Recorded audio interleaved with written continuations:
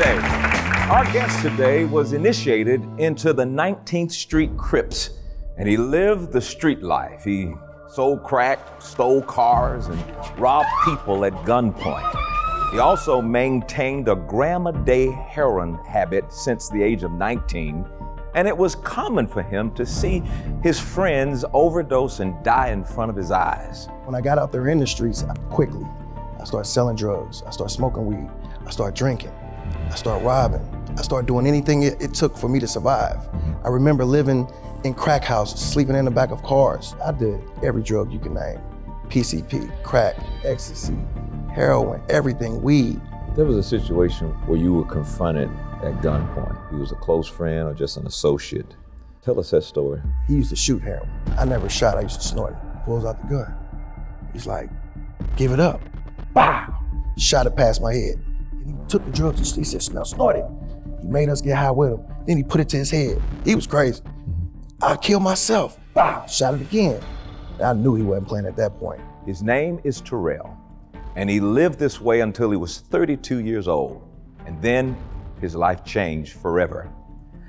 There is no earthly reason that our guest isn't dead in a coffin like so many of his friends.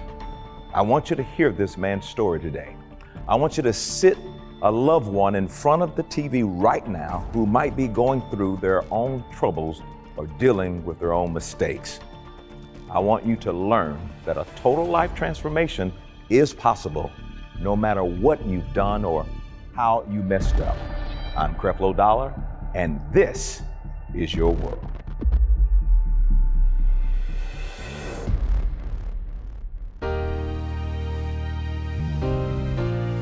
Changing one life, time after time. Oh Lord, we do it all for you. Through the trials I see, I'll always believe a new life starts with me. Oh, change your world today. Change is gonna come your way. Change and get an understanding. His grace will transform you.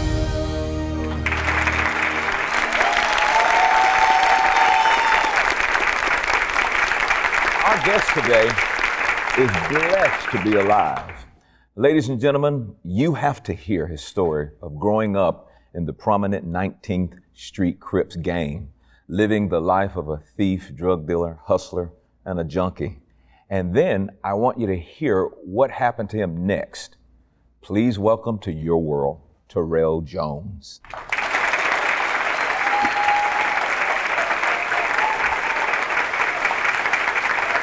Man, filling up my studio. Hey, buddy. God bless you, man. God bless you. I'm looking so forward to this. I had a chance to read your testimony, and it really blew my mind and really gave me a greater appreciation for the grace of God and how God can be so involved in our lives when we have no idea that He has us in His hands. So I'm going to do a little different today. We call it Your World. And you're going to invite us into your world. You and I together are going to preach this sermon, and we're going to provide an instrument that will bless so many people. It's going to blow your mind, the number of people that God will have tuned in today to hear what you have to say that's going to change their lives. So let's start at the very beginning. Bring us into your world. Start off with the circumstances around your birth, and we'll just travel together down this journey and see if we can spot the areas where God's grace intervened every single time. Okay. So originally, it's 5 of us. I have a brother and 3 sisters. Mm-hmm.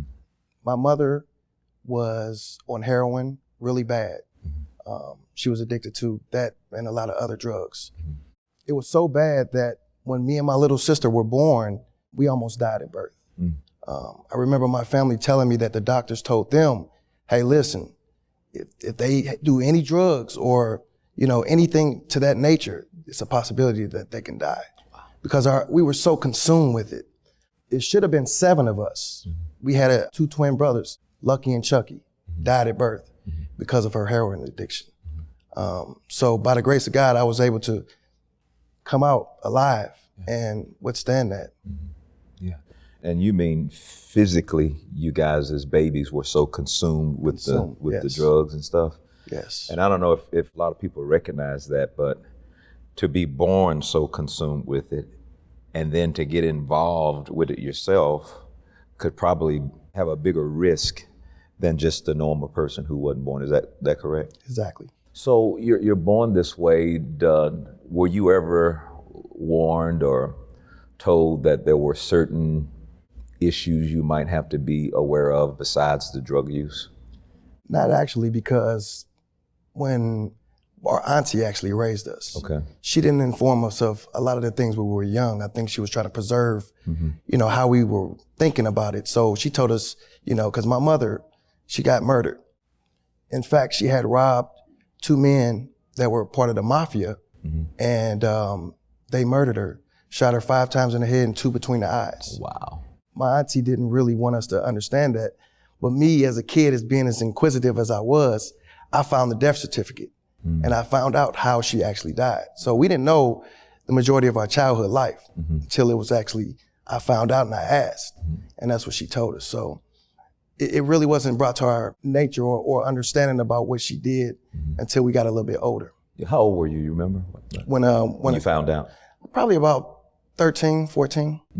Yep. Did that have any impact on your life? Would you say that information itself was somewhat traumatic? How did it affect you emotionally to find out how she died? It had some effect. I mean, being that I never really knew my mom. I don't remember her much. I just remember the stories. But it did have an impact because I thought, why wouldn't you tell us the truth about how she died? I was just wondering why. But, as you find out, you kind of got to just accept it because she was already gone. So I couldn't change that, but I just had to accept the way she went. So being raised by your auntie, you're growing up, you're getting into school and high school. Tell us about how was life like in high school? Well, I never even made it there. When my mother got murdered, this was 5 of us. My auntie took us from, we were in the projects of Pittsburgh, Pennsylvania.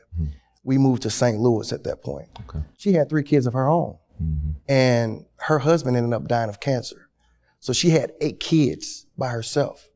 I'm gonna tell you, Dr. Dollar, I was bad. Me and my brother, we were bad. In fact, I remember, sneaking out at night. My auntie was tough on us. She was like, Terrell, you wanna stay out there and sneak out? You stay out there, find somewhere to go. And I just started enjoying that life. And I took that decision of running away from home at 12. And I just felt like I was grown, and that's when I got into the gang culture, learned about the gang culture, because that's just at that time, that's what I was around. I was a product of that environment.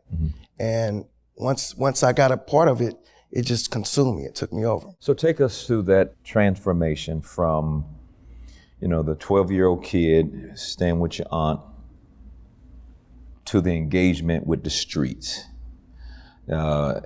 You're basically deciding, well, I'm gonna just be grown. Take us there. How did I get from here, running away, to here, being engaged in relationships that were outside of the home? Well, again, since it was a lot of us, we probably didn't get as much care and love as we would have liked. But she did the best she could. And, when you get in the streets, you think people love you. You think they have your best interest in mind. So I guess I was searching for something I never could find out there. And again, my little mind was so advanced at the time. I thought I was grown. I wasn't. But so when I got out there in the streets, quickly, I started selling drugs. I started smoking weed. I started drinking.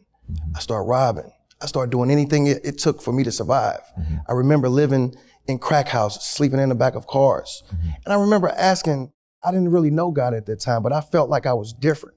Like, I remember seeing kids with their parents, and I'm like, why I can't be like that? Why I can't have a father or a mother? So I guess I was searching for something I would never find. But at that time, that's just all I knew. And I did everything they did out there in those streets. How prevalent do you think that is today in today's society? Where you can look in our society and find people who are going through the same thing that you've had to go through? I think it's very prevalent. Yeah. I think in society nowadays, that's what 80 to 90% of these kids are exposed to, you know, the street life. And it can grab you once you're out there in it. Yeah. It grabbed me.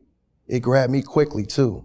And I did everything you can think of out in those streets, everything. So were you looking for, of course, these are basic human needs. Were you looking for significance, acceptance, family, connection, someone that you feel like would have my back, who, you know, your interpretation of love, how you would interpret those things?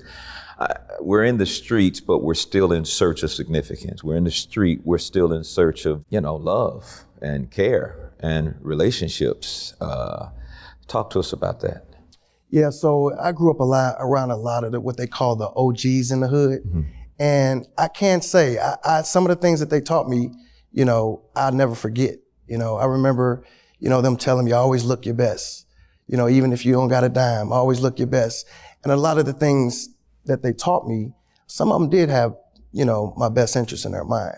So that kind of gravitated me towards them even more, because I wasn't getting it for anything. And you're right, I was looking for love. I was searching for these things, but obviously that can never last. You know, when I and I know where we're going in this conversation, I'm always thinking about the practical things, and I want those who are watching this program to hear this. I mean, we're talking about basic physiological needs, you know, water, food, things you need to live and survive, that mostly will be provided by a caring mother and father and family. But you were out on your own, and you are now responsible for whether or not you live or die, whether or not you eat or don't eat, whether or not you have a roof over your head. As a kid, really, what was the decision you had to make? Because we're talking about survival, right? Absolutely. This is survival. Take us through that. I remember a time, Dr. Dollar, when literally I had to go through a shopping center, Shop and Save, and walk around and eat. And like you said, you know, when you're a child, you having to figure out where you're gonna sleep, what you're gonna eat, it was tough. But by the grace of God, He always made a way. Always. Whether it was staying with this person, staying with that person. I remember staying with one of my friends. He was also in the gangs. He was a great Street Crip. His auntie used to feed me because she felt sorry for me, you know? So having to search for food, search for places to live. I remember sleeping outside in the woods, just in the grass, looking up at the sky, you know, and it rained that night. So it was some tough times having to figure that out on my own, with my mind not being that well advanced to understand how to do that. That's so crazy to me. I mean, I saw that picture of a kid sitting, you know, outside looking up at the sky. It's raining, and where do you turn? Hopefully you can imagine the emotional trauma, and you can see the childhood trauma, which, if not dealt with, is gonna, you know, consequences of it showing up in the adult life. Let's talk about your walk into this addiction, into drugs, into that whole scene. Sure. So it started off with weed and drinking liquor, saying out all types of beer. And it's true, when people, that does lead to other things. And I remember I used to do cocaine heavy. And I never forget the first time I did heroin. You know, my friend was like, hey man, anytime you want to come down, do this. And I remember the first time I tried it, it felt as if it felt so normal. Like I tried it and I was like, wow. You know, I didn't have the same effect, because I did every drug you can name. PCP, crack, ecstasy, heroin, everything, weed. So when I first did the heroin, it grabbed me just like that. Because remember, it was in my system as when I was in my mother's womb. And it just took flight from there. It became, heroin is a physical drug. It is the worst drug you can do. You have to have it. It's a physical drug. And if you don't have it, your body won't function. You know, you have to have it to eat, you have to have it to wake up. Because if you don't, your whole body shuts down. And it grabbed me from the first time I had it.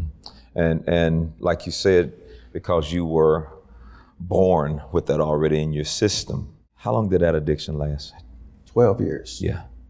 I had a gram a day habit. Yeah. Gram a day. And like I said, I remember days when I didn't have it, Imagine sweating and freezing at the same time, hot and cold chills. Imagine your back going out, can't eat, can't get up. It got so bad that I had to have it just to feel normal like we are today. That's how bad it is. There was in your testimony that I read, now you're getting into the addictions, but also now you're building relationships with people who are responsible for, you know, the drug supply, the whole business, the movement of it. Let's talk about your relationships with those. I read where I think it was, correct me if I'm wrong, one of your kids who was kidnapped. No, It was you? I was kidnapped. You were the one kidnapped. Yep. And for your mom, somebody owed some money? So my mother owed them some money, one of her dealers some money. Yeah, And I was kidnapped and held for ransom. yeah. I remember my auntie telling me the story. They actually saw the guy with me. And she said, I knew it was you because I bought that outfit. She said, you had a sailor suit on and your hat came off, and they actually chased the guy. And then that's when they found out they weren't playing. They were threatening to kill me. And then my auntie actually came up with the money to get me back. And that happened before my mother was murdered.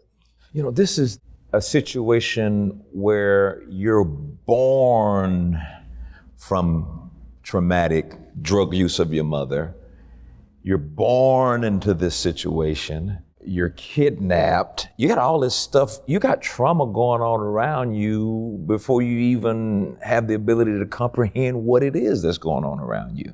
Like I said before, I've read testimonies and interviewed people with testimonies, but not quite like this, because it just seems like when a person would look at your life and think, oh, well, he didn't have any chance, but they don't recognize that the whole time that God had you the whole time. That's the thing that I have to hold myself on this seat, because every time you say something to me, I'm thinking, look at God.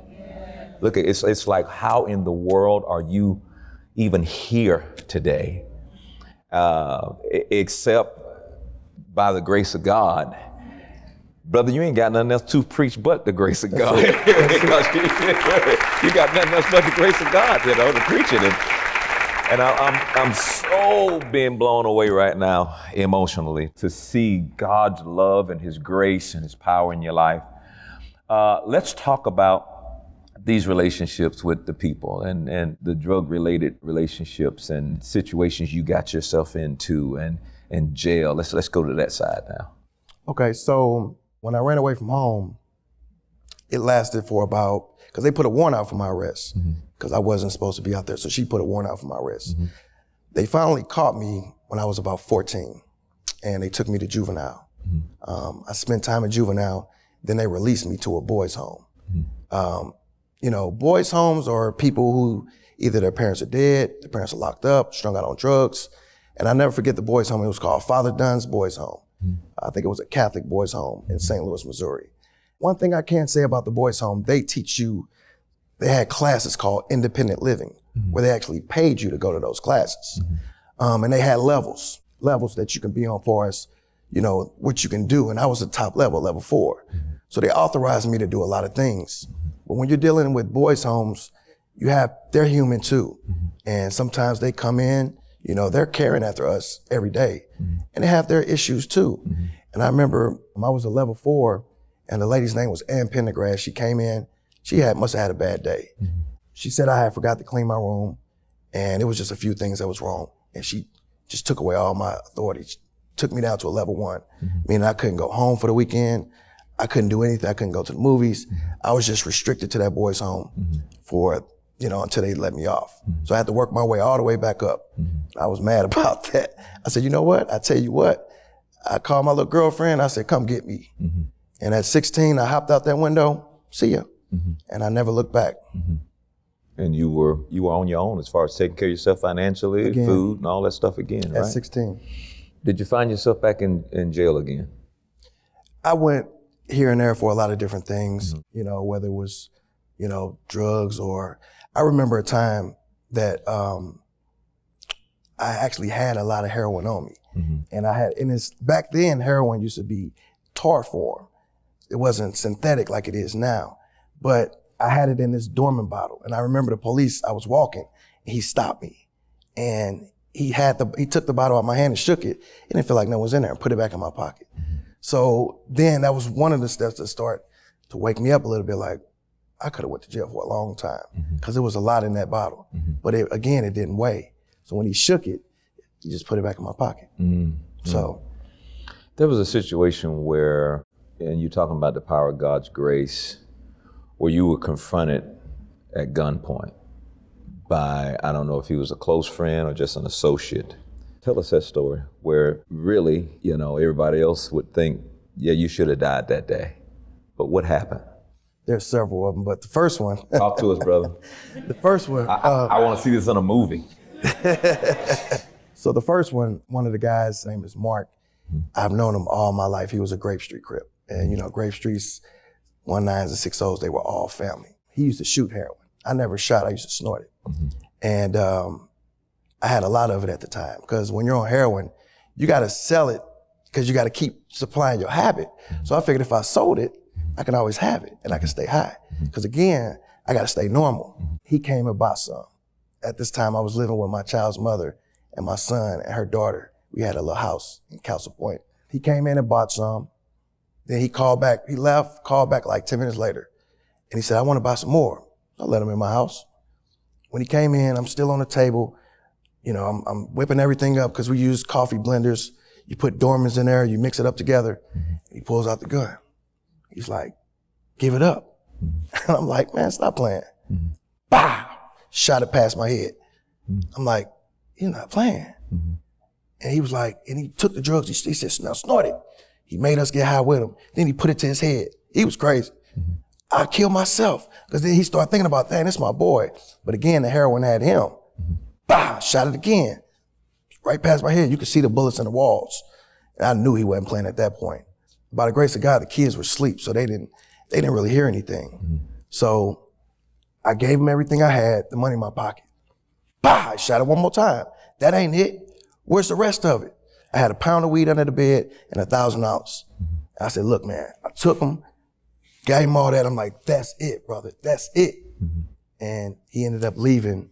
And that was another situation that kind of woke me up like, I could have just died. Because he shot 3 times close to my head, but it didn't hit me.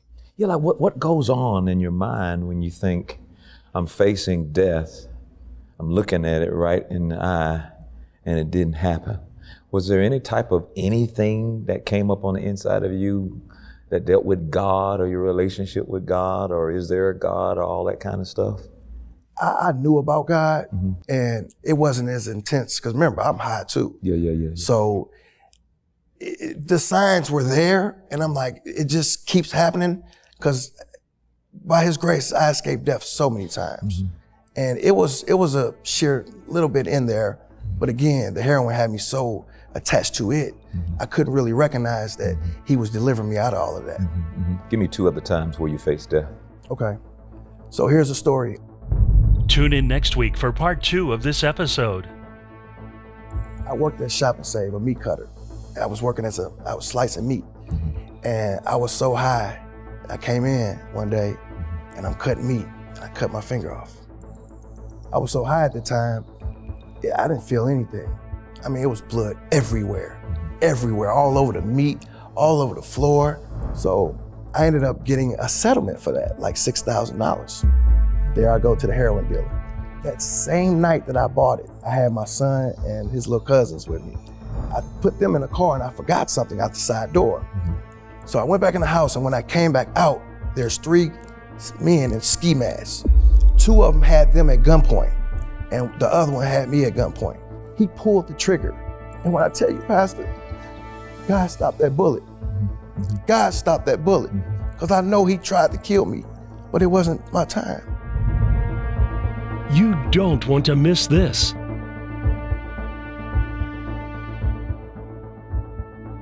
No matter what you have done, what mistakes you've made or think you've made, God's grace and His forgiveness are non-judgmental and available to you the moment you ask. If you can start viewing your past or current situation through the non-critical lens of God, you will experience the unmerited and unlimited favor He has waiting for you. You just met Terrell Jones, who is living proof that a total life transformation is possible through the grace of God. He was delivered from drug dealing and the violent street life and spared from a gram-a-day heroin habit that would have certainly led to his young death. God had a plan for Terrell's life, and He has a plan for you.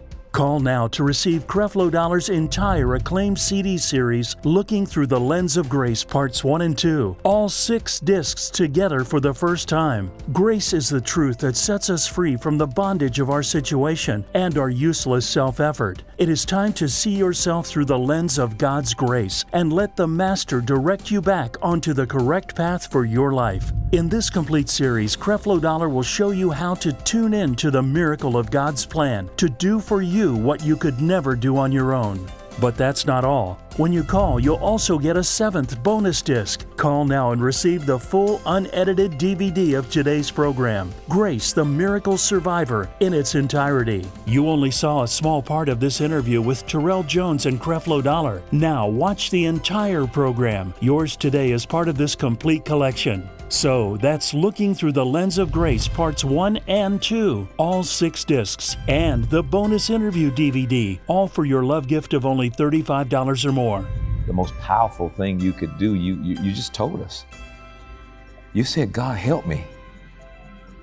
I need you. You know, it's the most powerful prayer you can pray. It doesn't require a lot of hermeneutics and a lot of technical language to approach God, but the one that He hears and will respond to is, I need you, help me.